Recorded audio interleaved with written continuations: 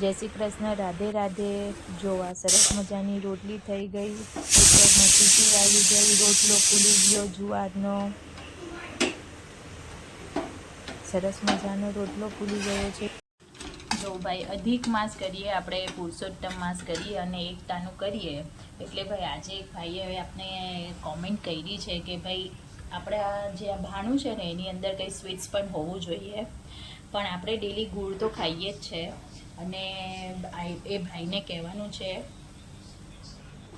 એવું છે કે ભાઈ આપણે ડેલી સ્વીટ્સ નથી ખાઈ શકતા, કેમ કે વ્હાઇટ સુગર છે ને એ વ્હાઇટ પોઈઝન બરાબર છે. એટલે ડેલી તો હું સુગર નથી લેતી, પણ ઓબ્વિયસલી એની જગ્યા પર નાનો ગુળની શું કહેવાય કે ગાંગરી ખાઉં છું, ડેલી ખાઉં છું. મગ સાથે ડેલી મારું ફૂલ ભાણું હોય છે, રાઈસ પણ હોય જ છે ભાણાની અંદર. આજે છે ને આપણે આ મગની દાળનો હલવો બનાવીએ છીએ ભાઈ, મૂંગ દાળ કા હલવા, જે છે ને મારી દીકરીને બહુ ભાવે છે.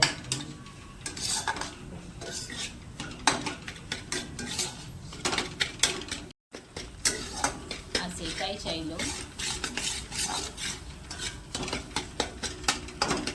આ દાળની અંદરથી ક્રશ કરેલી દાળમાંથી ઘી છૂટું પડે છે અને સ્મેલ પણ સરસ મજાની આવે છે.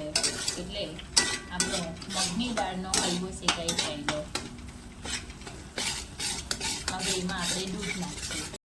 તો કેવો સરસ મજાનો શેકાઈ ગયો છે, ઘી ધીરે ધીરે છૂટું પડી ગયું છે. હવે આપણે એમાં દૂધ નાખીશું. હવે આપણે એમાં દૂધ નાખીશું.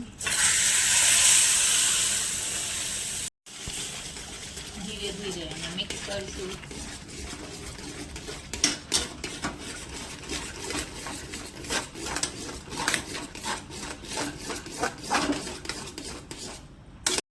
થોડી ખાંડ ઉમેરી દઈશું. જે રીતે તમે ઘરે લેતા હોય એ રીતની તમારે એની અંદર ખાંડ ઉમેરવાની. જો આ થઈ ગયો છે આપણો મગની દાળનો હલવો.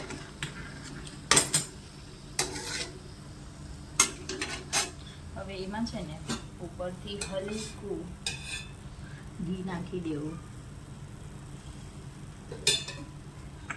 અને આ ડ્રાય ફ્રૂટ્સ છે, બદામ છે, ચાલોરી છે અને એલચીના દાણા એને ભભરાવી દેવા. રેડી છે આપણો મગની દાળનો હલવો. જોવો રેડી છે આપણું ભાનું, ગવાર સિંગ, લીલા મગ, મગની દાળનો હલવો અને ચપાટી. એક સ્વીટ્સ પણ આવી ગયું, દાળ રાઈસ પણ આવશે. બરાબર. જય શ્રી કૃષ્ણ, રાધે રાધે.